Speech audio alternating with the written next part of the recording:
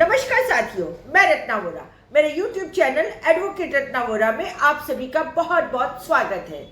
साथियों, आपने देखा कि संसद में कई बिल पास हुए, उसमें खास करके जो 3 बिल थे जो क्रिमिनल लॉज पे आधारित बिल थे, वो तीनों बिल पास हुए और इन तीनों बिल के पास होने के बाद अब ये कानून बनने की राह में इनकी खुली हो गई है। साथियों, ये तीनों ही कानून अपने आप में विवादित कानून है और विवादित मैं इसलिए कह रही हूँ क्योंकि ये जनता से जुड़े हुए कानून होने के बावजूद भी जनता के जो विरोध पक्ष के प्रतिनिधि थे उन लोगों को दरकिनार करके, उन लोगों को संसद से बाहर करके मोदी और अमित शाह की जोड़ी ने ये बिल पास करा लिए हैं। अब यहाँ सवाल ये उठता है कि भी ये लोग तो मेजॉरिटी में हैं, तो बिल तो पास होना था। बात बिल्कुल सही है, बिल तो पास होना ही था क्योंकि मेजॉरिटी में है, पर कहने का यहाँ सवाल ये है कि जो विरोध पक्ष होता है उसकी भी एक अपनी भूमिका होती है। अगर विरोध पक्ष कुछ अपनी सलाह दे सकता था, कुछ सुझाव दे सकता था, या विरोध पक्ष भी बिल की जो भी इम्पोर्टेंट सेक्शंस है उनके बारे में चर्चा कर सकता था, पर ऐसा कोई अवकाश विरोध पक्ष को दिया नहीं और विरोध पक्ष को सस्पेंड कर दिया गया। अब यहाँ पर एक दलील दी जाती है कि इन बिलों को कानून में तब्दील करने से पहले इन्हें 18 स्टेट्स में भेजा गया और 7 यूनियन टेरिटरीज में भेजा गया। जजेस फ्रॉम हाई कोर्ट और सुप्रीम कोर्ट उनकी सलाह मशवरा लिया गया। 22 लॉ यूनिवर्सिटीज को ये बिल रेफर किए गए। 142 मेंबर्स ऑफ पार्लियामेंट उन लोगों के बीच में इस बिल को रखा गया। 270 एमएलएस के बीच में भी इस बिल की चर्चा हुई और साथ ही साथ में इन बिलों के ऊपर कानून बनाने से पहले आम जनता की राय भी ली गई है। तो यहाँ मेरा ये कहना है कि जब इतने सब लोगों की राय, सलाह, मशवरा लिया गया तो विरोध पक्ष को क्यों आपने संसद से बाहर करके और पिछले दरवाजे से ये बिल को कानून में बदल दिया। अब यहाँ पर जो भारतीय जनता पार्टी की सरकार है वो एक बहुत ही मुख्यतः ये दलील देती है कि ये कॉलोनियल जमाने का ब्रिटिश राज के तीन कानून थे, इसीलिए उन कानूनों में हमने भारतीयता लाने के लिए और भारत देश का ही कानून है यह बताने के लिए 75 साल के बाद इन कानूनों को बदला है। तो मैं यहाँ पर आपको स्पष्ट रूप से कहना चाहती हूँ कि इंग्लिश का नाम संस्कृत में कर देने से बदला नहीं होता है। आपने यहाँ पर जो नाम बदले हैं, इंडियन पिनल कोड के बदले भारतीय न्याय संहिता कर दिया, फिर क्रिमिनल प्रोसीजर कोड के बदले आपने भारतीय नागरिक सुरक्षा संहिता कर दिया, फिर एविडेंस एक्ट के बदले आपने भारतीय साक्ष्य विधेयक कर दिया। ओके, ये सारे नाम आपने सिर्फ बदले हैं। अब अगर हम अंदर डिटेल में चर्चा करेंगे तो कई ऐसे सेक्शंस हैं जिनको आपने सिर्फ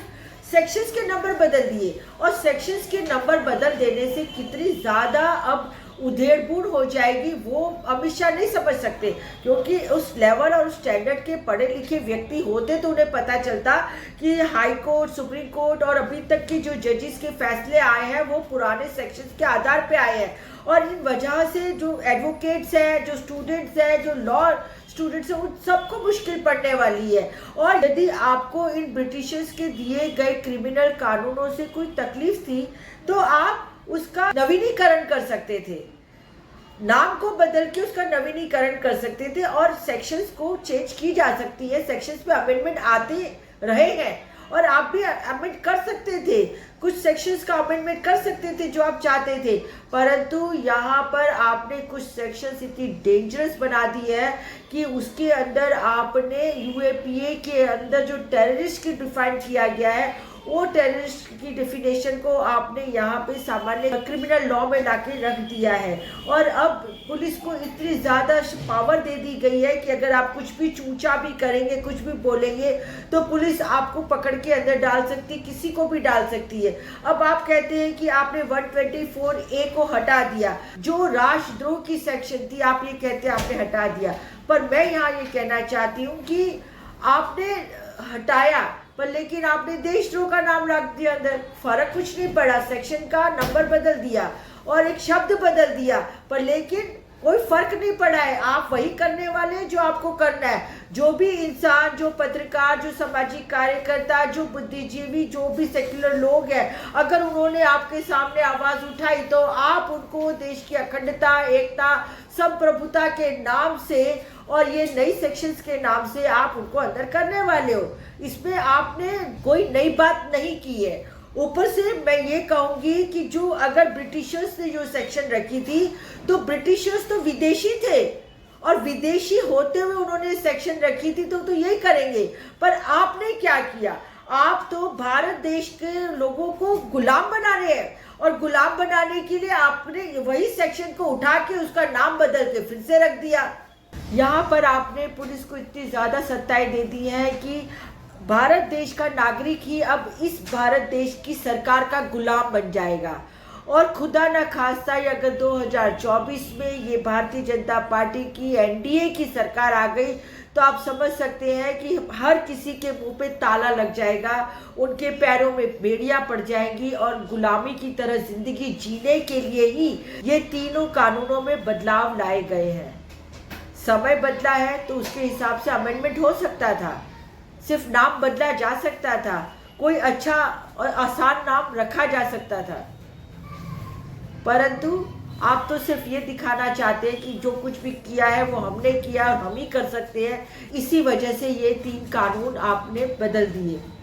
साथियों, इन कानूनों पे मैं आपके साथ फिर एक और वीडियो बनाऊंगी जिसमें इनकी कानूनी दांवपेच और इसके पीछे का क्या परिवर्तन हुए हैं, या पब्लिक में प्रजा को किस तरीके से इफेक्ट करने वाले हैं, और क्या इन कानूनों से हमें फाइनली जस्टिस मिलने वाला है या नहीं मिलने वाला है, क्या फेयर ट्रायल होगी या नहीं होगी, क्या विक्टिम को फेयर कंपनसेशन मिलेगा या नहीं मिलेगा। इन सब बारे में हम और भी डिटेल से आगे वीडियो में समझेंगे, क्योंकि ये नया कानून है इसलिए अध्ययन चल रहा है। हम फिर मिलेंगे एक नए वीडियो के साथ इसी कानून पर चर्चा करने के लिए। आज मेरी तरफ से इतना ही, मैं फिर मिलती हूँ एक नए वीडियो, एक नए विचार के साथ। तब तक के लिए